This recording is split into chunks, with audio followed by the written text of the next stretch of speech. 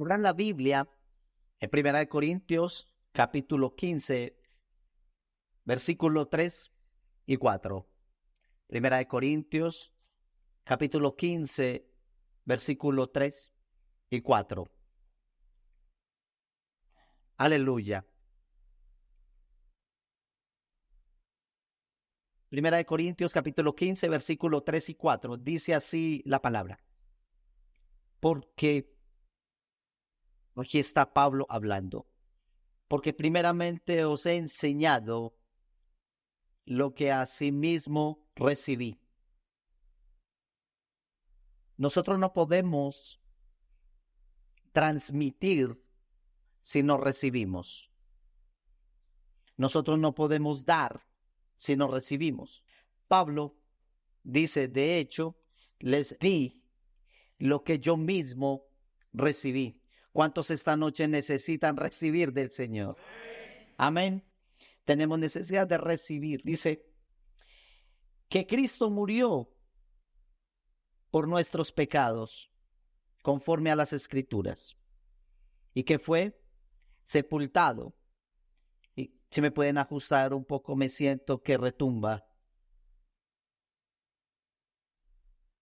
Que murió por nuestros pecados, según las Escrituras, y que fue sepultado, y que resucitó al tercer día, conforme a las Escrituras. Amén. Espíritu Santo maravilloso. Después de lo que habíamos leído, podríamos irnos a casa. Es la potencia que hay en la resurrección. La potencia que está en ti, Espíritu Santo, solo tú puedes mostrarnos a Jesús y puedes contar sus obras, que no es una historia, pero que es un evento, que tú eres testimonio y nosotros junto a ti somos testimonio de lo que ha ocurrido. Gracias por tu palabra. Habla a nuestros corazones. Vuelve la resurrección real en nuestros corazones esta noche. En el nombre de Jesús. Amén. Extraordinario porque dice que él contó lo que sabía. Y es importante esto. El cristianismo es una experiencia con Jesús. Necesitas que tu mamá te hable de Jesús, que tu papá te hable de Jesús, que tu abuelo te hable de Jesús. Esto está todo bien. Pero Dios no tiene nietos, Dios tiene hijos. El cristianismo es esto, es tener una relación con Jesús. Y por esto nosotros podemos contar lo que también hemos recibido. Y si les pido si pueden ajustar el micrófono, que siento, ciérrenme un poco, siento muy abierto. Luego entonces podemos contar lo que Jesús hizo y después de haber leído a Jesús que murió según las Escrituras, fue sepultado y resucitó, podríamos irnos a casa. Terminó el culto. Vamos. Jesús murió, fue sepultado y resucitó. Jesús murió, fue sepultado y resucitó. Jesús hizo todas las etapas. Jesús murió, Jesús fue sepultado y Jesús resucitó. Si Jesús resucitó, entonces Jesús es vivo. Jesús murió, Jesús fue sepultado y Jesús no pasó por otra vía de la muerte, del sufrimiento. Jesús pasó en la mitad de la muerte, Jesús pasó en la sepultura y Jesús atravesó resucitando. El cristianismo es la potencia de atravesar cada sufrimiento, cada problema, cada situación. Si conocemos a Jesús, podemos atravesar cada valle de la sombra de la muerte. Si conocemos a Jesús, Jesús murió, fue sepultado y resucitó. Yo prediqué sobre la muerte, sobre la resurrección, pero nunca enseñé sobre la sepultura. Porque el cristianismo, Jesús pasa por medio de la sepultura. De hecho, hemos leído que Él murió, fue sepultado y resucitó. Vivimos en un mundo, en una sociedad que nos quiere evitar el sufrimiento. Se necesita evitar la sepultura. Nos quiere evitar los sentimientos que no nos gustan. Por ejemplo, mi hijo David odia el aburrimiento. No ama el aburrimiento. El aburrimiento también es un sentimiento que te empuja a hacer algo. Cada cosa es un sentimiento. También las cosas que no nos gustan nos sirven. Sentir dolor nos hace bien. Tú imaginas si pones la mano en un lugar donde quema y si no sientes dolor, ¿qué puede ocurrir? No la quitas la mano. El dolor no es un placer, pero el dolor es una advertencia para moverte a hacer algo. Pero también el dolor tiene su objetivo. Cada cosa que nosotros hemos categorizado varios sentimientos, esto los queremos sentir y esto no los queremos sentir.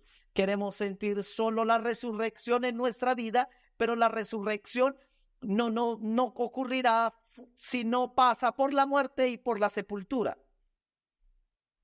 Entonces, esta noche quiero hablarles de la sepultura. El título de este mensaje es Sepulta tu dolor. Sepulta tu dolor. Muchos queremos ser liberados del dolor, pero no podemos ser liberados del dolor. No puede haber una resurrección de nuestro dolor si dolor no viene antes sepultado. No queremos poner bajo tierra este dolor y no puede ocurrir una resurrección. La Biblia habla de la sepultura. Yo nunca le puse atención a la sepultura en un modo particular. Siempre estuve al inicio muy espiritual en mi vida, de no darle importancia a la sepultura. Cuando mi mamá se fue con el Señor, no me dio tanta importancia a la sepultura. Para mí un lugar era igual a otro. Un momento era igual a otro. Y yo nunca lloré bien en la muerte de mi mamá. En realidad, por los que estaban en el funeral, saben que yo no derramé una lágrima. Lloré antes, cuando ocurrió. Quiero hacer un paréntesis. Yo no predico a mí mismo, yo predico a Cristo. Y Cristo me habla por medio de mi vida. Entonces, si yo hablara solamente de mí mismo, para fin de mí mismo, entonces me estaría equivocando todo. Pero yo, lo que vivo es Cristo en mí, eso es lo que yo puedo predicar. No quiero predicar enseñanzas, lo que yo vivo es lo que predico. Entonces, tomo notas de lo que me ocurren, algunas cosas que vivo, porque sé que cada cosa en mi vida tiene un objetivo, porque lo estoy siguiendo a él y no a mí. Entonces, no viví bien el luto, el dolor, porque me enseñaron a escapar del dolor. Esta sociedad nos dice, no llores. David y mi hijo, cuando estábamos ahí en la playa caminando con mi esposa y vi que lloraba y no quería caminar y estaba allí alguien que estaba bajo la sombrilla leyendo su buen libro, pienso que era un libro de motivación. Y pasa David llorando y le dice, no llores a David. ¿Y ustedes creen que David lo escuchó? ¿Por qué no llorar? ¿Por qué no llorar si son sentimientos que a veces Dios puso dentro? Porque hay un tiempo para cada cosa, hay un tiempo también para llorar. Porque hasta que nosotros nos escapamos de nuestro dolor no significa que no existirá el dolor.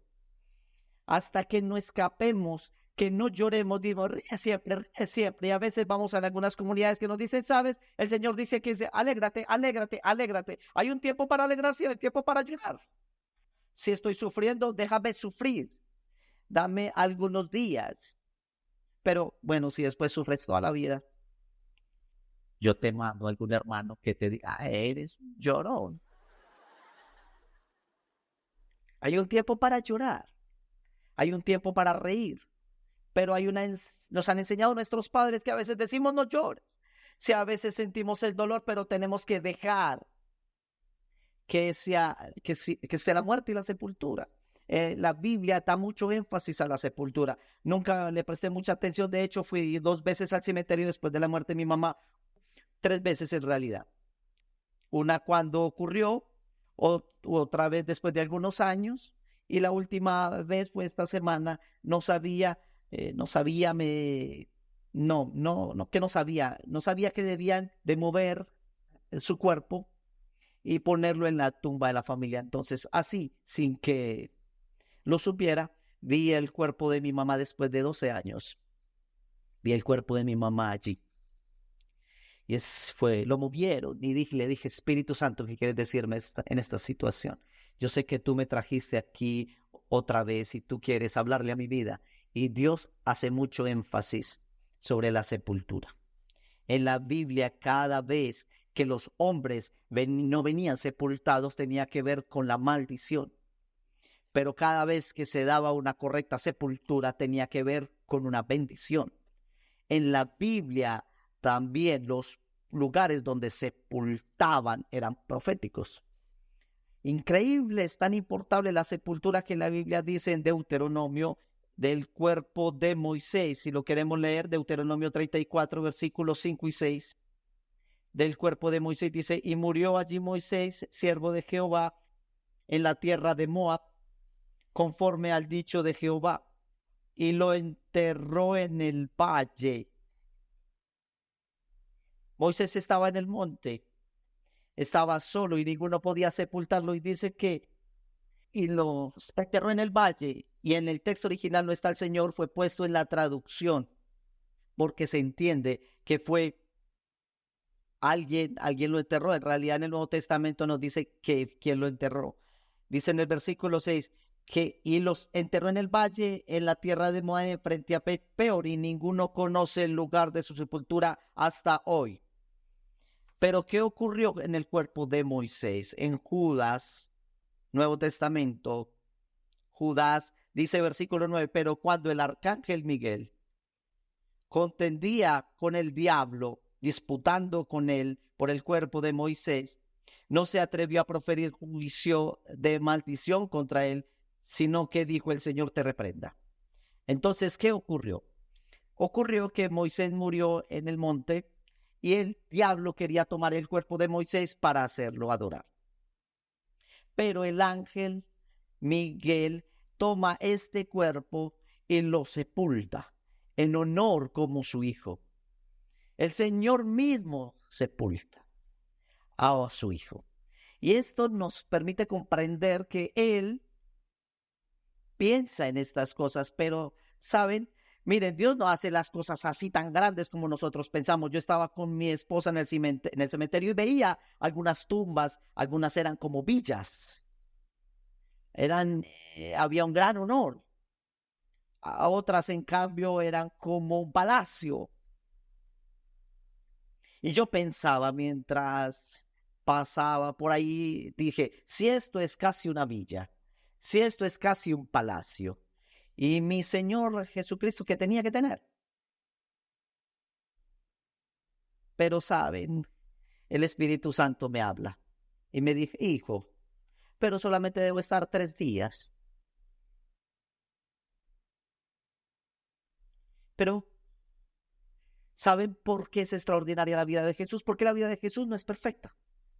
Nosotros pensamos que el Hijo de Dios nace en este mundo y nace en la perfección. Pero Él no nace en la perfección. Él nace, parece que todo estuviera por casualidad en la vida de Jesús, pero parece por casualidad, pero todo estaba guiado. Parece que las cosas no eran programadas, pero todo estaba guiado. Jesús nace en un pesebre. No tenía mucho dinero en ese momento, no es que vivió en un palacio, nace en un pesebre, y así como ocurre, María da a luz en un momento en el que estaba viajando. Entonces tú dices, ¿cómo así? Jesús debe nacer en un cierto modo, ¿qué honor debería tener? Pero no, en cambio los ángeles anuncian a los pastores. Yo le hubiera anunciado a los reyes, se lo hubiera anunciado, pero lo hubiera hecho en un modo, pero Jesús vino no en la potencia, vino en la debilidad. Jesús venció no en la potencia, pero en la debilidad. Y la vida de Jesús fue así, increíblemente en la muerte. parece que no hubiera sido para nada calculado el cuerpo donde él debía ir. Nada calculado según él, pero Dios estaba guiando todo. Y es extraordinario porque Dios ve y la sepultura es importante. Yo tenía un pensamiento diferente. Vamos a ver algunos versículos de la sepultura de Jesús. Juan capítulo 19, versículos 38 y 42. Hablemos de sepultura. Aún porque Juan capítulo 19 del 38 al 40 dice, después de todo esto, José de Arimatea, después de estas cosas, José de Arimatea, que era discípulo de Jesús, pero secretamente por miedo de los judíos, rogó a Pilato que le permitiese llevar el cuerpo de Jesús, y Pilato se lo concedió. Entonces vino y se llevó el cuerpo de Jesús. Vamos adelante.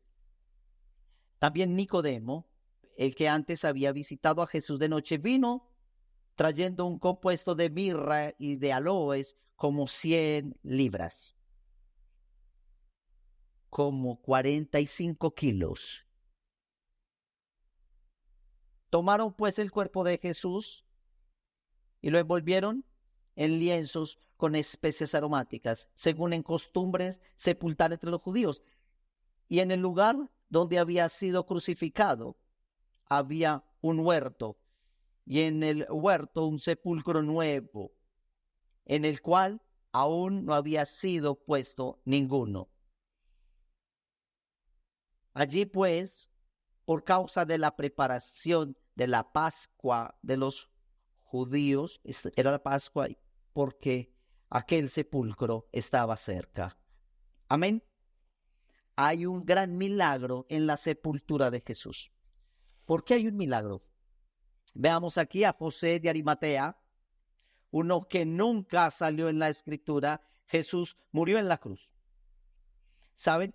Desde el último respiro, dice, Padre, en tus manos encomiendo mi espíritu. Y entonces Jesús debía pasar por estas tres cosas, la muerte, y debía pasar por la sepultura. Si no hubiera pasado por la sepultura, no podía existir un testimonio de una resurrección.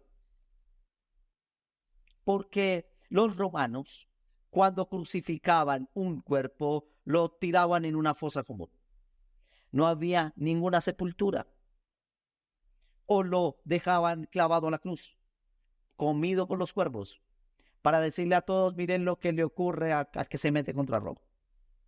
Entonces, cuando Jesús murió, y todo es un milagro, porque Jesús murió en la cruz, y José de Arimatea viene y se presenta a Pilatos.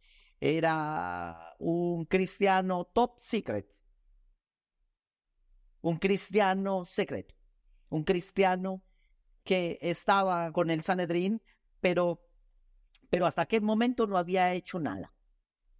Él y Nicodemo, que sabían de Jesús, creían en Jesús, y ellos hacían parte de los fariseos, pero nunca habían hecho para detener todo. Y cuando Jesús murió, los discípulos se detienen y algún otro obra.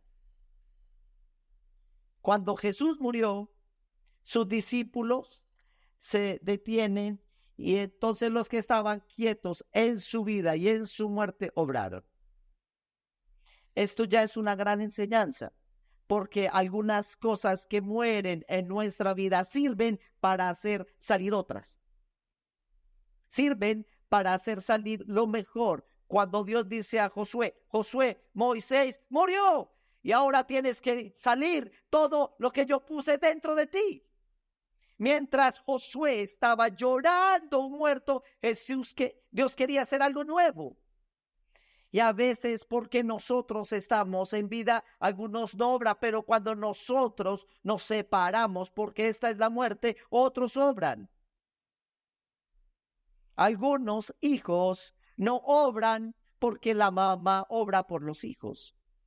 Pero cuando la mamá se separa, hace que el hijo en la dificultad empiece a obrar. ¿Están conmigo? A veces la bendición de lo que ocurre en la dificultad, en la falta, porque nos lleva a obrar y a hacer lo que nosotros hubiéramos hecho. Entonces, que sea bienvenido que nuestras certezas humanas puedan morir. Que sea bienvenido.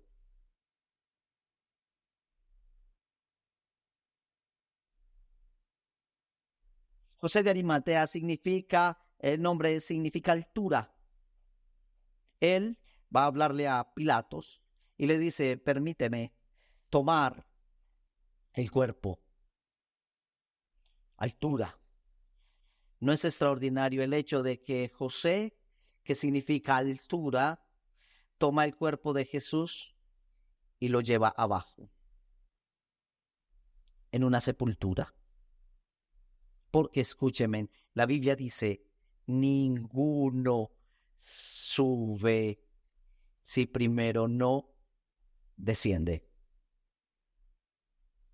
La potencia de la resurrección pasa por la muerte, la sepultura y la resurrección.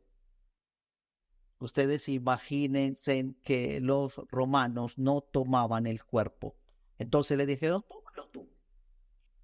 Y José, imagínense en la escena, José, Jesús muerto en la cruz, clavado, sangre. ¿Saben? Podemos solo imaginar cómo estaba. José debía de subirse para tomar el cuerpo de Jesús. Ven un momento aquí, ven acá, un momento. Ven rápido. Ponte así como si fuera Jesús. Ven como si fuera Jesús. Y José de Arimatea tenía que tener el coraje de ir a tomar el cuerpo de Jesús. No era simple. No era simple quitar a Jesús de la cruz. Estaba clavado. ¿Y sabe cuál era el problema? El problema era que era viernes, 3 de la tarde, y viernes a las 6 empezaba el sábado. Y ninguno podía hacer nada, ni hacer una muerte o la sepultura de la muerte, no podían hacer nada. Tenía 3 horas. Todo rápidamente. Ninguno había organizado la sepultura de Jesús, y si no hubiera sido sepultado, ninguno aquí podía reunirse en esta sala, porque no podíamos saber que él era resucitado. Por eso la sepultura era importante, era un paso. Y Dios se usa de José, y imaginen, José va allí a aquella cruz y tiene que empezar a quitar los clavos de Jesús. Imaginen con el que empieza a quitarle los clavos de Jesús. ¿Saben qué dice la Escritura? Que nosotros debemos de tener comunión con su sufrimiento. Y Él tiene comunión con las nuestras. Y yo pienso que si Él hubiera leído las cartas de Pablo cuando dice, yo he sido crucificado con Cristo. La vida que vivo ahora, la vivo en la fe del Hijo de Dios. José lo quita con los clavos de los pies, y dice la Escritura, gracias, dice la Escritura que viene envuelto en unos lienzos de lino y viene llevado a esta sepultura nueva. Esto es lo que ocurre, un gran milagro que podían tirar el cuerpo de Jesús, pero viene puesto allí en esta sepultura nueva, sepultado. Di conmigo, sepultado. Y es así que entramos en la habitación de los discípulos, que los discípulos estaban sentados en la habitación con la puerta cerrada y estaban desmoralizados. Estaban con mucho miedo, no tenían esperanza. Habían estado con Jesús 3 años y medio, tenían los principios de Jesús. Marca esto, tenían los principios de Jesús, tenían las enseñanzas de Jesús, tenían el conocimiento de lo que había hecho Jesús, pero no tenían a Jesús en esa habitación. Tenían los principios, enseñanzas, modos como hacer, pero no tenían a Jesús en aquella habitación. Estaban allí. Puedo darles un ejemplo de conocer las cosas sobre Jesús, pero cuando Jesús no está en la habitación, cuando Jesús no está presente, porque a algunos les falta amor, pasión, celo por el Señor, porque conocen de Jesús, pero Jesús no está en esa habitación. Saben, porque mientras estaban en la habitación habían dicho, ¿sabes? Jesús resucitó. Ellos sabían que Jesús había resucitado, pero aún vivían en depresión. Sabían que Jesús había vencido la muerte, pero aún tenían miedo, estaban en el desánimo. Ustedes imagínense si los discípulos en ese momento iban a predicar y decían, ¿saben? Jesús los ama. ¿Saben? Jesús era una buena persona. ¿Saben? Jesús dio buenas enseñanzas. ¿Saben? Puedo enseñarles sobre la sanidad de Jesús. Puedo enseñarles sobre la liberación de Jesús. Puedo enseñarles lo que Jesús enseñó. Pero no ocurría nada. No ocurría literalmente nada. Y era otra religión como todas las otras. Porque sabían de Jesús, pero Jesús no estaba en la habitación. Puedo darles un ejemplo, alguien que venga al piano, alguien que venga a la batería, alguien que venga a cantar, ven Charos, alguien que venga a tocar. Puedo darles un ejemplo. Feliciano, si me puedes dar una silla.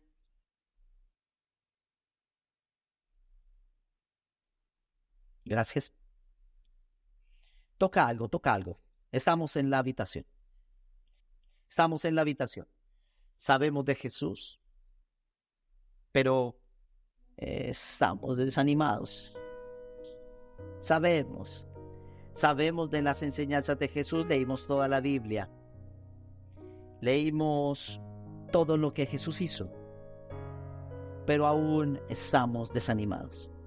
Entonces estamos en una habitación. Sabemos que Jesús resucitó, pero no lo hemos encontrado. No hay, está la diferencia, no hay el nuevo nacimiento en nuestra vida. Porque una cosa es saber que la tumba estaba vacía y otra es encontrar al vivo. Y en aquel momento habían encontrado la tumba vacía, pero no se habían encontrado al vivo. Sabes que cuando termina la pasión, cuando los principios toman el puesto de la presencia. Cantemos, Jesús nos dejó algo que hacer. Jesús nos ama. Nos ama, pero estamos aún desanimados. Nos ama, nos ha amado. Dio su vida, pero murió. Aún hay depresión. Nos ha amado desde el principio, pero aún no hay potencia, aún hay desánimo, hay miedo. Estoy desanimado, estoy afligido, perdí mi pasión. Algunos en medio de nosotros perdieron la pasión porque los principios tomaron el lugar de la presencia. Porque si cantamos y sabemos que es un principio sano y no está su presencia, es nada.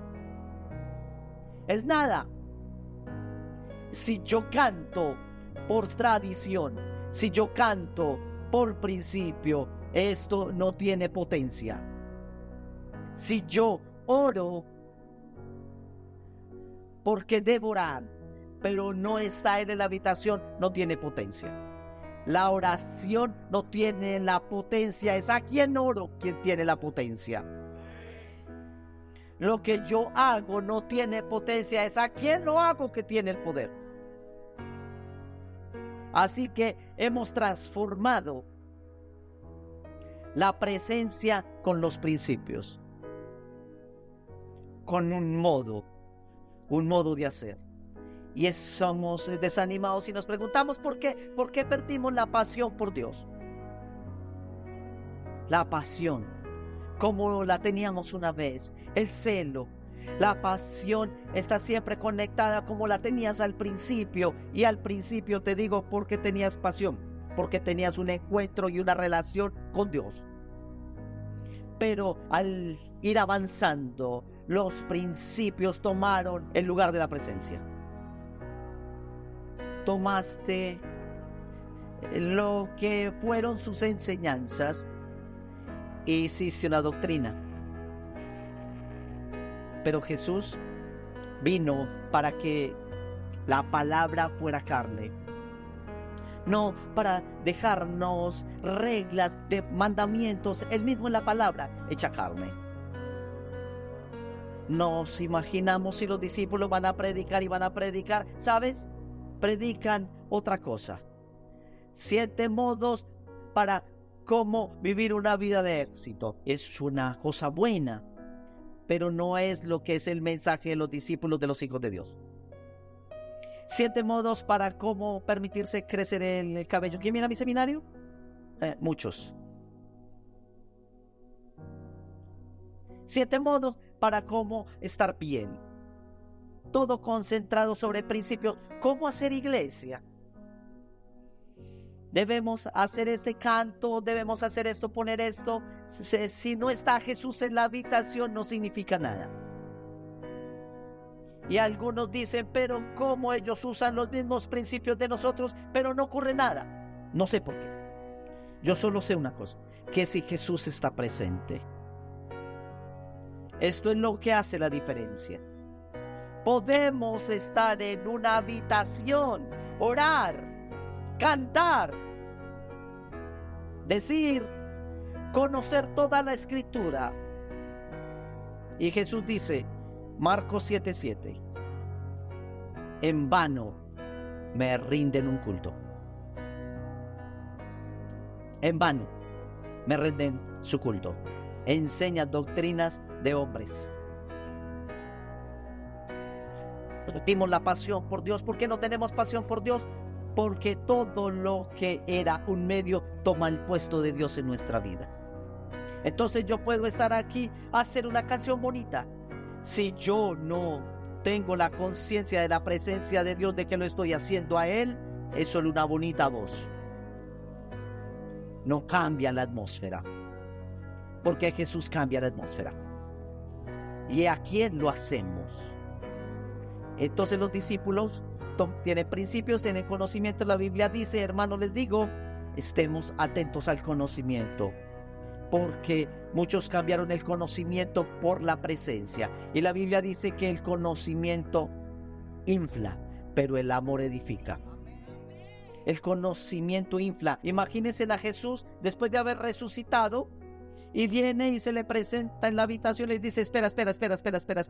Jesús entró a la habitación, detente. Quiero darte 3 puntos para cómo resucitar. Viví 3 días de infierno. Siéntate. Ahora hablemos la Biblia y veamos la sana doctrina. Y con esta cortamos las orejas a las personas, sin comprender lo que Jesús verdaderamente nos dijo y nos enseñó. En vano me rinden un culto, porque tienen la apariencia, pero no tienen la sustancia. Hacen las cosas, pero no las hacen para mí. Tienen métodos, principios, modos como hacer, pero no tienen mi presencia. Estoy tocando para entrar. Si me abrirán, yo entraré. ¿Y tú te imaginas a los discípulos que estaban allí? Estaban con miedo, deprimidos, y entra Jesús, el Señor. ¿Usted imagina a los discípulos que entra Jesús y les dice, Jesús, te fue bien en estos 3 días? Lo lograste. Tomás, escribe algo, tengo que hacer una predicación. No, Tomás no estaba. ¿Ves? Tomás no estaba, tenía que escribir.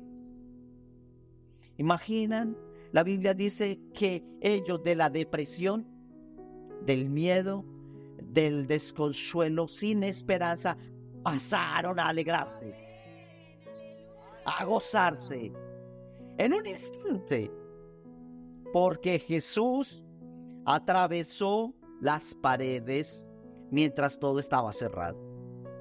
Y Jesús atravesó las paredes de nuestro corazón,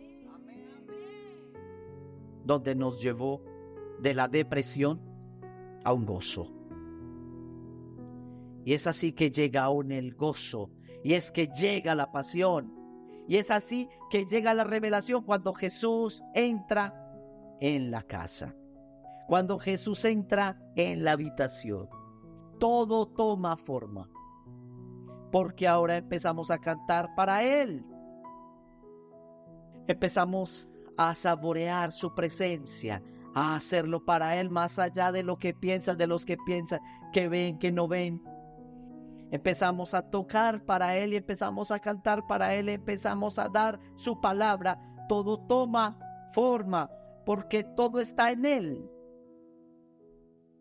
No es el máximo de mi conocimiento lo que sé, aunque sí el conocimiento es importante, pero muchos toman este conocimiento para hacer doctrinas, para asesinar, para señalar a derecha y izquierda. Esto no es Cristo, esto no es el Evangelio. Jesús dijo: yo les di la espada no para cortar orejas a las personas, pero para combatir el diablo. Que no es contra carne y sangre, no es contra los hermanos. Nuestro combate. Entonces, atentos para no caer en la trampa de las tradiciones.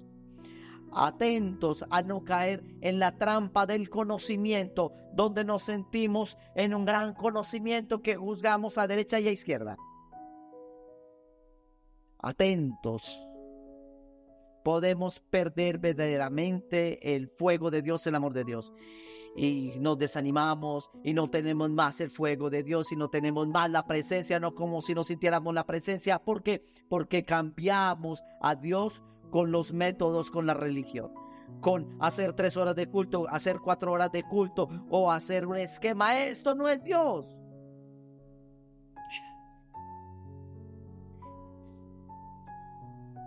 Cuando Jesús entra en una habitación, todo cambia.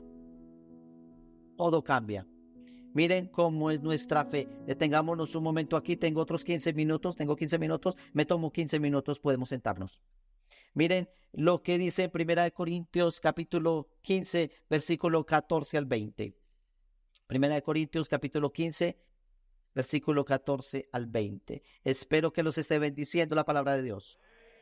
Yo, desde hace un poco que terminé el tiempo, pero esta noche no me importa el tiempo. Amén. 1 Corintios capítulo 15, del 14 al 20, y dice: y si Cristo no resucitó, vana es entonces nuestra predicación, vana es también vuestra fe. Y si Jesús no resucitó, yo veía el cuerpo de mi mamá allí y decía, ¿sabe? Di toda mi vida mi mamá desde hace años, y miraba el cuerpo y decía, ¿sabes? Si no creyera verdaderamente que Jesús es la vida y es la resurrección, tendría ganas de dar puntos en este momento. No puedes dar ningún punto, debes dar la verdad, debes tener la verdad, debes tener la esperanza. No es una historia lo que estamos contando. Esto no es una historia, esto no nos habla de Moisés, de Aarón, nos habla de todos estos personajes, pero que nos hablan de la resurrección de Cristo, desde Génesis hasta el Apocalipsis. Está el Evangelio, la resurrección de Jesús en cada página. Entonces no es una historia de contarle a las personas, no es un estar bien a las personas, a bajar el dolor de las personas. No, es verdadero el dolor, es verdadera la muerte, es verdadera la sepultura, pero también es verdadera la resurrección.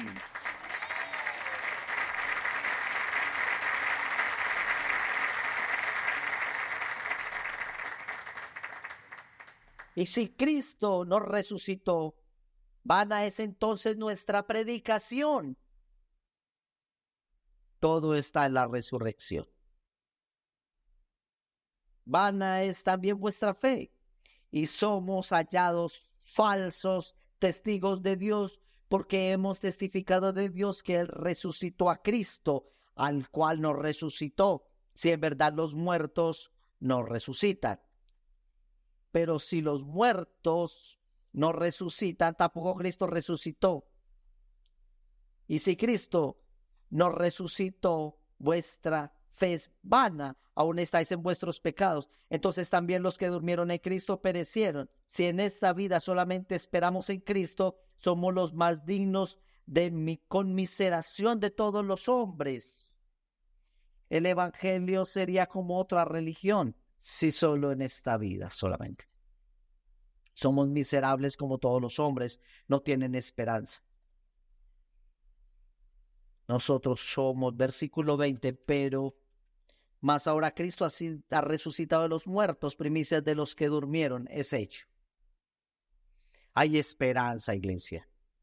Hay esperanza. Que si Cristo resucitó, nosotros resucitaremos y los muertos resucitarán con Él. Esta palabra es verdadera. Como es verdadera su muerte, como es verdadera su sepultura y como es verdadera su resurrección, que está aquí en medio de nosotros. Esto nos da esperanza. Y cuando Jesús entra en la habitación, hay gozo, hay fiesta, y el luto se cambia por danza. La tristeza en gozo. Pero antes debo sepultar mi dolor. Hay dolores que no hemos sepultado. Hay divisiones familiares que no hemos sepultado. División entre esposo y esposa, que murió esa situación, esa relación, pero no la hemos sepultado. Hay pérdidas familiares que hemos tenido, heridas así frescas, que aunque sí murieron, no la hemos sepultado. En este tiempo de COVID no nos permitieron llorar bien a nuestros muertos. Y está allí, está abierta. No la hemos sepultado. Pero Dios nos está diciendo esta noche es tiempo de que tú y yo sepultemos nuestro dolor. Porque si sepultamos nuestro dolor, nosotros sabemos que puede haber una resurrección. Pero si el dolor permanece aún en superficie, no puede haber una resurrección. Por eso debemos ir a sepultar, debemos ir al dolor, debemos llorar cuando es tiempo de llorar. Debemos vivir este sufrimiento cuando es tiempo de sufrir. Cuando murió mi mamá no tuve tiempo de sufrir bien verdaderamente, porque vino allí una persona, quería hablar y yo quería estar callado, quería estar solo, quería vivir mi luto. Pero por el bien de los otros hablaba, lo hacía por educación, pero quería estar solo. Y no tuve modo de sepultar, huía, y no porque no hablaba, lo había sepultado. No porque no quería hablar de esa situación, significa que había sido sepultada. No porque no iba al cementerio, significaba que había sepultado el dolor. No, ¿cuánto lo llevamos adentro? Muchas veces evitamos algunos discursos. A veces decimos, no dejamos ir al Señor a ninguno a ese lugar donde tal vez debemos sepultarlo. Jacob tenía este problema, tuvo este problema, pero te quiero decir algo. Para volverte libre, Dios te llevará siempre a sepultar tu dolor. Te dará siempre el modo de darte una sepultura para tu dolor. Y Jacob meditaba sobre sus versículos cuando Jacob perdió a su esposa. Saben de la escena, yo prediqué sobre esto. Perdió a la esposa, estaba en viaje, perdió a la esposa en el camino de Éfrata. Éfrata significa de las cenizas a llevar fruto. Jacob sepultó a Raquel allí. y llama a su hijo Benoni. Pero viene el padre, la mamá lo llama Benoni, pero viene el padre y lo llama Benjamín, hijo de la fuerza. Él no se llamará hijo del dolor, pero será mi fuerza. Porque esto es el evangelio. Si yo quito el dolor, no estará la fuerza. Si yo quito el sufrimiento, no habrá fuerza, porque mi fuerza, la fuerza de Dios se transforma, viene en mis debilidades. Cuando soy débil, Padre, aleja de mí esta espina de la carne. Cuando eres débil es que te vuelves fuerte. Cuando hay algunas cosas que no podemos ponerle la mano, cuando hay algunas cosas que no podemos ajustar, allí funciona nuestra fe. Allí levantamos las manos y decimos, Padre, tú eres aún el Señor. Aunque si esta espina no se ha ido, aunque si estoy viviendo en esta situación, tú eres aún el Señor.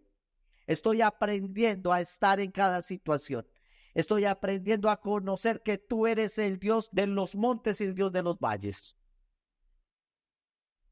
Y Jacob entierra a su esposa que ama, Raquel. Lea sería enterrada en la sepultura de los padres, Abraham, Isaac y Jacob. Hay toda una simbología porque de Lea vendría Jesús. Y Lea era la mujer de la cual venía la descendencia de Cristo, pero Raquel no. Raquel era la que Jacob amaba y no fue sepultada allí, fue sepultada en Éfrata, allí donde está escrito que eran de las cenizas a doblemente dar fruto, dar fruto. ¿Qué ocurre? Ocurre que José viene vendido por los hermanos. Jacob pensó que murió, pero no tuvo tiempo para sepultarlo.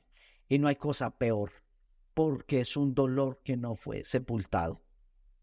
Entonces, así que Benjamín está con él y conocen la historia, lo estoy abreviando para los que no conocen, y espero que la vayan a leer después. Y que cuando después José pedirá a Benjamín, él dice, no, porque esta vez también pierdo a Benjamín, mi alma viajará al Seol, porque ya no pude sepultar a José. No quiero perder también este otro hijo. Y ustedes saben que si no deja ir al que ama, no hubiera podido recibir la resurrección del hijo. Si no deja ir a Benjamín, no podría recibir a José. Entonces así, Jacob se encuentra con José. Conocen la historia. José está para morir. Jacob está para morir. Y le dice a José, tus hijos son míos como son los que nacieron en Egipto. Y se llaman Manasés y Efraín. Manasés y Efraín. Y dice, son míos, son hijos de José. Es como si fueran hijos de Raquel. Y entonces dice, estos dos hijos son míos, tráelos porque yo los quiero bendecir. Y entonces le dice la escritura que Jacob toma las últimas fuerzas. Entonces José pone delante de Jacob, escúcheme, aquí hay una revelación. José pone delante de Jacob el mayor a la derecha, que es Manasés, y el menor a la izquierda de Jacob, que es Efraín. Efraín. Entonces está Manasés y Efraín. Y dice José, bendice que son sus hijos. ¿Y saben cómo bendice Jacob? Bendice al contrario. En vez de bendecir a Manasés, que significa Dios olvidó, y Efraín, que significa de las cenizas doblemente bendecido. Jacob bendice así. Derecha para Efraín, izquierda para Manasés. Esto representa la cruz del Señor Jesucristo, que dice a Jacob proféticamente, mi cruz no solo te hará olvidar, Manasés, el dolor. Mi cruz hará surgir de las cenizas el fruto. Mi cruz es poderosa, no solo de dejar olvidar tu dolor, pero yo te haré ver el fruto de la muerte. Y Jacob donde ha enterrado a Raquel, era Éfrata, la vía de Éfrata, en Belén, allí donde después nació Jesús, el verdadero Salvador, el que de las cenizas habría resucitado para darnos vida abundante. Yo quiero decirte esto. Es importante que entierres, sepultes tu dolor. Algunos dolores están en vida. Los tenemos ahí y estamos viviendo aún este luto que nos está bloqueando. Esta situación que nos está bloqueando. Y Dios dice, mi resurrección quiere hacer surgir de esta situación si sepultamos este dolor juntos. Sepultémoslo. Algunos vinieron de otros lugares con sufrimientos y se traen ese dolor. Y si esto no viene enterrado, no se puede ver la fuerza de la potencia de la resurrección. Porque Dios te llevará siempre para ir a lo que has dejado en suspendido. Jacob regresa donde Esaú, porque si tú te convertiste, tú debes reconciliarte con tu hermano. No puedes escapar, no puedes hacer que no pasa nada, debes enterrar el dolor. Entierra las calumnias que te han dado, entierra el mal que te han dado. Deja estar este dolor que te detiene. Entierra todo lo que te quería detener. Y yo te digo que para el diablo será una sepultura, pero espiritualmente, de parte de Dios, será plantar. Porque mientras para el diablo piensa que es una sepultura, será una semilla plantada que resucitará. Resucitará. Entierra tu dolor, llora por todo lo que es el tiempo que debes de llorar. No pienses a lo que te diga que no llores, llora. Pero después viene el Señor que te dirá, dime dónde lo enterraste. Señor, huele maluco. Jesús no lo dejará allí. ¿Dónde lo enterraste? Señor, huele maluco. Tenía dolor porque yo lo quiero transformar. Quiero llevar fruto. Señor, no. En este lugar no. Hay peligro. Lo único que después nos pide el Señor es quita la piedra. Quita los obstáculos. Quita todos los obstáculos porque lo quiero resucitar en tu vida. Estoy aquí para decirte en el nombre de Jesús que la potencia de la resurrección es poderosa y el Señor Jesús va a resucitar cada cosa que ha sido sepultada, que ponemos en tierra en nuestra vida. Es poderosa para darnos una nueva familia. Es poderosa para darnos nuevos hijos. Es poderoso también, si no debería darnos la potencia de su resurrección. Nos da gozo, nos da fuerza en decir, tú eres vivo, tú estabas muerto, pero ya vives. Es mi vida, ahora yo te veo y yo puedo caminar contigo, donde no solamente están las enseñanzas, donde no es una historia, pero tú vives realmente en mi vida. Y entonces yo tengo esperanza. Si Cristo verdaderamente vive, yo verdaderamente tengo la esperanza. Pongámonos en pie.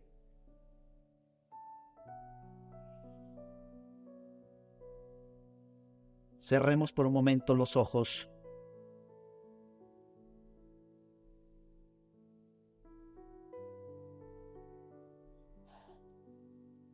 Algunos recibieron el mal, tal vez, y estas heridas aún están abiertas. Calumnias, zancadillas. Es tiempo de sepultar el dolor. Déjalo ir. Déjate ayudar por el Espíritu Santo.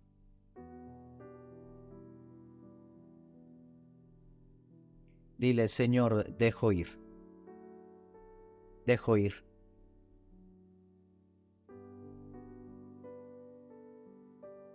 Si Moisés no hubiese, si su familia no hubiese dejado a Moisés, no lo hubiera tenido como otra especie de resurrección. Si Jacob no hubiese dejado a Benjamín, no hubiera tenido a José. Si Dios Padre no hubiera dejado a su Hijo Jesús, no nos tendría a nosotros. Deja ir. Entierra, porque será plantado. Será plantado. Hay potencia en la resurrección.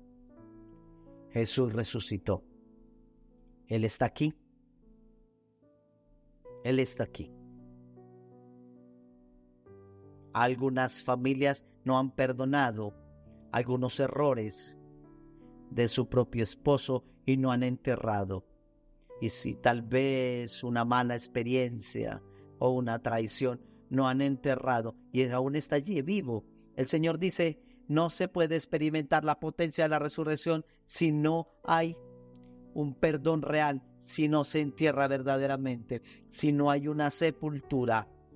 No puede haber una nueva relación, una nueva resurrección. Y aún está allí el cuerpo muerto en vida. Perdona, dice el Señor, perdona, perdona. Entierra y perdona para siempre. Perdona para siempre.